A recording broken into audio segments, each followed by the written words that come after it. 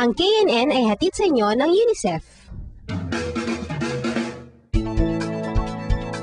Ayan, alam nyo kasi, hindi basta-basta yung pagiging reporter eh. Dapat curious kayo at saka laging updated sa balita.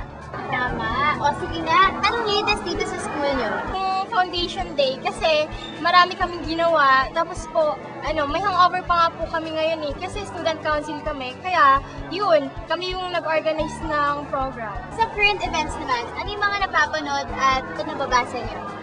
Actually po yung si Kim daw po tsaka si Dino Guevara is naghiwalay na daw po dahil si Dino is nang bababae tsaka po yung sa Shenda Luisita. Bali po tinutukoy po dito yung paglaban po ng kapwa-tao sa kapwa-tao, tinatawag pong man versus man.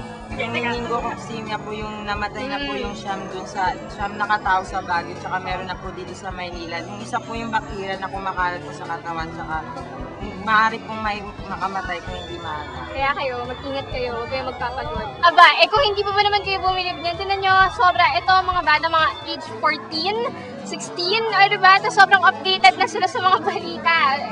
Ito mo, nagbabasa yan ng dyan, may showbiz, merong mga pang-politika, ekonomiya, at saka active pa sila sa school nila, diba? Pero minsan, may mga story ang hindi sa malalaking balita mo lang makikita. May mga story na bumula sa mga maliliit na bagay. Tulad na lang ng ulat natin mula sa Cebu Bureau tungkol sa mga makukulay na paru-paro.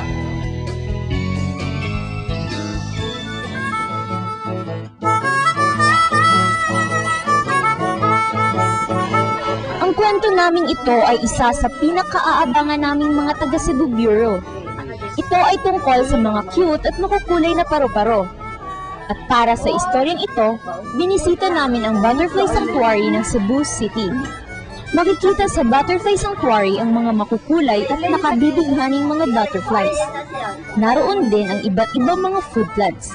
Ang bawat uri kasi ng butterfly ay may kinakaing isang uri ng food plant. Ang may-ari ng lahat ng ito ay si Professor Julian Humalon. Marami na siyang natanggap na parangal dahil sa pagdiskubre niya sa isang rare species na butterfly na pinangalanan niyang Troides magellanos. Kahit siya ay sumakabilang buhay na, sa tulong ng kanyang mga anak ay bukas pa rin sa publiko ang kanyang hardin at mga koleksyon. The Humalon Butterfly Sanctuary and Art Gallery consists of 3 sections. One's the garden out, we call it the Butterfly Sanctuary. In here we have the butterfly collections and sampling of the other smaller collections. And over the next door, we have the art gallery where we have deposited most of my father's remaining works. These are mostly watercolors, and of course we have also the butterfly mosaics, paintings with quotation marks made with butterfly wings. Napakaswerte naming mga taga KNN dahil nang bumisita kami sa Butterfly Sanctuary ay marami kaming nakunan ng mga paru-parong nangingitlog. Singliit pala ng muta ang itlog ng mga paru-paro. Ang itlog ay magiging larvae. Kakain ito ng kakain at pagkatapos ng ilang araw ay matutulog sa kanyang cocoon. Di magtatagal, ito ay magiging butterfly na. Ang sunod naming binisita ay ang Art Gallery section. Nasa Art Gallery naman ang mga paintings na likha ni Julian Humalon. Dalawang klase ito, ang watercolor painting at ang lipidum mosaic. Ang lipidum mosaic ay collage na ginagamitan ng mga pakpak ng mga patay na paru-paro. Siguro ang daming patay na paru-paro ang ginamit nila para magawa ang mga obrang ito. Sa loob naman ng bahay, matatagpuan ang mga koleksyon ng mga kakaibang paru-paro na nakamount sa malaking frames.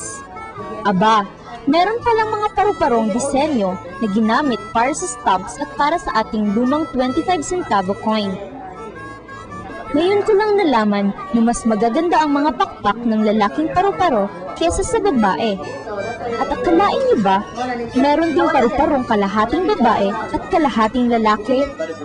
Uy, tingnan nyo! Ang bawat letra ng alpabeto ay makikita pala sa mga pakpak ng paru-paro. Ngayon daw, unti-unti nang nawawala ang mga butterflies dahil sa modernisasyon. Sana, sa pamamagitan ng aming kwento'y maalala natin na nothing lasts forever. Huwag sana nating hintayin na puro pinatigas na butterflies na lamang ang ating makikita. Tulungan natin sila sa pamamagitan ng pagpapalago sa mga punong kahoy at iba't ibang halaman na nagbibigay sa kanila ng pagkain.